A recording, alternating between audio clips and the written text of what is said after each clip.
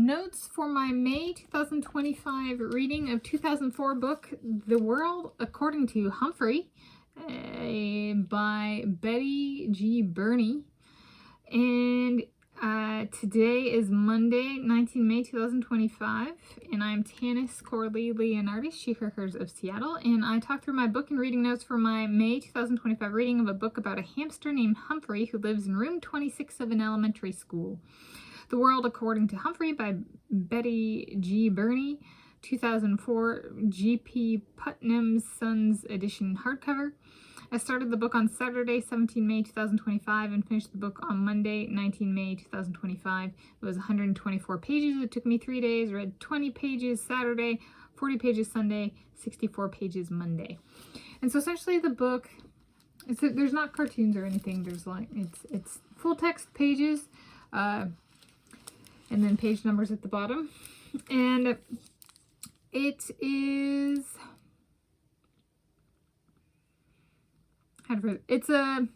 in some schools and in some classrooms, there's like a classroom pet.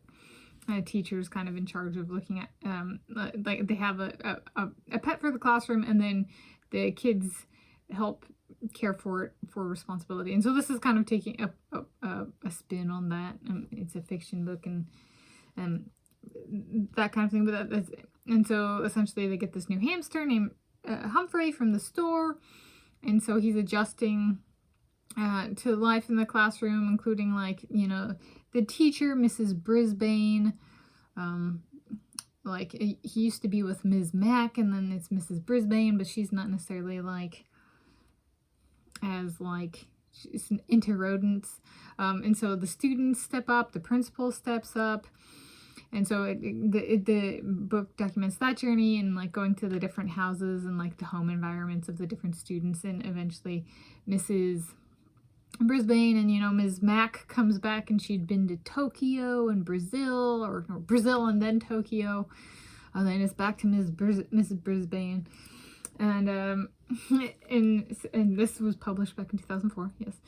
And then kind of like, you know, at the end of it all, how does he know he gets to stay in the classroom? Because he's like uncertain, right? They're trying to figure that out.